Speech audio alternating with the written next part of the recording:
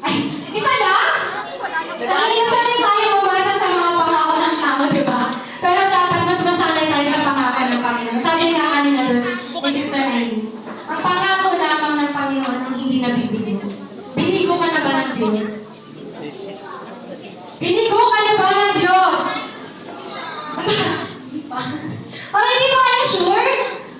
Di ba kayo parang hindi kayo sigurado kung binigo na ba kayo ng Panginoon? Hallelujah. Gusto ko lang din i-share as a reflection na din. Ayun. Ano? Okay. Ano na as a reflection and testimony na din sa kabutihan ng Panginoon. Ayun. Hindi makati lang yung mga. So, gusto ko lang i-share yung, kasi sabi ko kanina, di ba? Once na meron tayong hope sa Lord, na talagang kahit anong dumaan na bagyo sa buhay mo, mananatili ka sa Panginoon. Naniniwala po ba tayo? Naniniwala po ba tayo na kahit anong dumating na bagyo sa buhay mo, once na meron kang hope and faith sa Panginoon, eh kahit di ka rin, hindi ka matatangay. So, share ko lang a year ago. Hindi ako naiiyak sa tatawa. Kasi grabe yung pagkilos ng Lord, talagang dito ko masasabi na iba talaga kapag nagtitiwala ka sa Panginoon. Nung before kasi, that time na before mangyari yun, kapag may pinag-pray ako sa Panginoon kasi hindi nangyayari, nadidisappoint ako. Nadidisappoint, parang nalulungkot ka, diba? Aming naman natin, pag may hinihiling tayo sa Lord, pero hindi binibigay ng Panginoon, ano yung nararamdaman natin? Ano yung nararamdaman? Ako nadidisappoint ako. Kahit sinasabi lagi ng pastor, kahit sinasabi lagi ng pastor namin na, pag nag-pray ka, alam mo, kahit ibigay mo ng hindi ng Lord, dapat, yung puso mo is nasa Lord pa din. Pero before pa ganun, pag may hindi binibigay ng Lord sa panalangin ko, alam mo, nagtatampo ka sa Panginoon. Sabi siguro na lang ako sa loob na ito, nagtampo ka. Pero hindi ganun si Lord. Diba?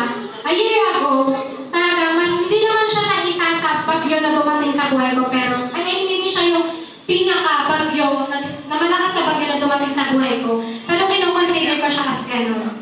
Alam mo yun, siguro, nung time na yun, ang daming ginagamit ng Lord na tao para ipaunawa sa akin kung ano nga ba yung purpose ng Lord sa buhay ko.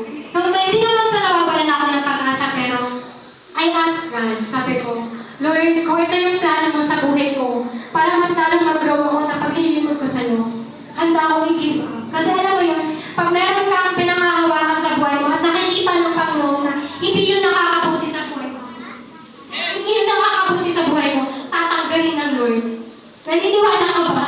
Yes! O, kaya pag nakipag-break sa yung jowa mo, sabi mo, thank you, Lord. Thank you, Lord. Kasi yung time na yun, doon talaga sinubok yung pananampalataya ko. Ano bang maawit ka sa Panginoon pero yung nararamdaman mo pain? Di ba dapat pag maawit ka sa Lord, ang nararamdaman mo is joy? Pero nung time na yun, every time na umaawit ako sa Panginoon, nakakarinig ako ng Word of God, iniiyak ko lahat sa Panginoon. Ang sabi ko, Lord, ba't ang sakit? Pero alam mo yun, lumipas ang ilang buwan, kasi di ko kami napuntuan.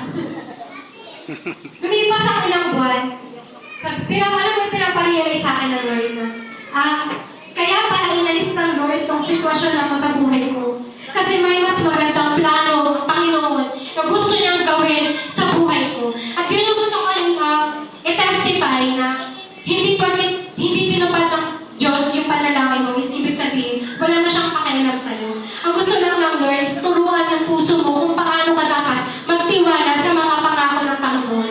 Sabi nga dun sa natin, diba? Hope in the storms. Naniniwala kayo na mas madaling magpuri sa Panginoon kapag blessed ka. Diba? Kapag alam tumatanggap ka na ng blessings, thank you, Lord. Kapag masaya ka, mas madaling mag-worship sa Lord. Diba? Pero kapag may pinagdadaanan ka sa buhay mo, ang tanong nag-worship ka pa ba sa Panginoon? Hindi mo nag-preach. Kasi one time, every Sunday kasi, syempre kasama ko sila mama, sila ate sa church. Ayoko nakikita nila akong umiiyak. Ang ginawa ko, uma-attend ako sa ibang church. Doon ako mawawala. Doon ako umiiyak kasi hindi ka kakilala ng mga tao. Tapos napakabuti ng Lord kasi yung, alam mo, every message, tuwing Sunday, yung mga message doon, alam mo, parang ikaw yung kinakausap ng pastor. Sabi ko, Lord, ako ba yung, sa akin mo lang ba sinasabi yung mga words na to? Sabi, yun yung isa sa mga natandaan ko na, mas madali yung magpuri sa Panginoon kapag blessed ka. Pero ang tanong, kapag may pinagdadaanan ka bang kabigatan sa buhay mo, yung talagang, alam mo yung sad ka na down ka na, kaya mo pa bang itaas yung mga kamay mo? Kaya mo pa bang umawit sa Panginoon? Pero, naramdaman ko tayo, sabi ko, dati Lord, pag may problema ako, ayokong mag-song lead. Iniiwasan ko si pastor. Ayoko kausapin yung mga yun kasi ang gulo ng isip ko, yung bigat ng kalooban ko, parang kami nagigilid kang lumapit sa Panginoon. Pero di ba lagi naman sinasabi sa atin ng Lord is, kapag may kabigatan tayo, dapat lumalapit tayo sa Kanya. Pero ako hindi. Alam mo, kahit gabi, nangungusap sa akin ng Panginoon na mag-pray ka, di ako nagpe-pray. Pero last year, nung time na yun, iniluhan ko lahat sa Panginoon, inilang ko lahat sa Lord. Kaya doon ko talaga naranasan yung kapagaling ng Panginoon kasi mas nakikita ko yung magandang plano niya, mas nakikita ko yung pangako niya, yung marami pang malawak na pangako niya sa buhay ko. Nasabi ko, Lord, hindi lang pala ako hanggang doon. Kasi mas may gusto kang paggawin sa buhay ko. Eh, din yung gusto ko sabihin sa atin ng Panginoon sa oras na to. Kung may mga inaasahan ka man pangyayari sa buhay mo na hindi tumatating, hindi tinupad, remember, dahil ako lang dito ulit, yung sa inatinan namin yung fellowship sa Mighty Warriors, tatlo lang ang sagot ng Lord. Diba? Go, wait, yes, wait, and no. Kaya, kung matagal man, may sagot ng Lord, wait, kasi tinitest niya yung faith natin. Diba? Kasi minsan, pag ibibigay lang sa atin na madalihan ng Panginoon yung panalangin natin. Mag-worship ka pa ba sa Lord? Diba, minsan pag nag-pray na, Lord, bigyan mo ko ng trabaho, tapos nagka-work ka. So, Lord, basta hindi pa na ako makaka-attend kasi busy ako sa schedule ko, sa work ko. Tapos naisip lang, Lord, at pala hindi ka na lang kabinigyan ng work. Joke na. Kaya yun, yes, wait, and no. Kaya sa lahat po ng may pinagdadaanan, isa lang ang naisabihin sa atin ng Panginoon. Maniwala at manampalataya po tayo sa presensya ng ating Diyos. Amen! Alam mo,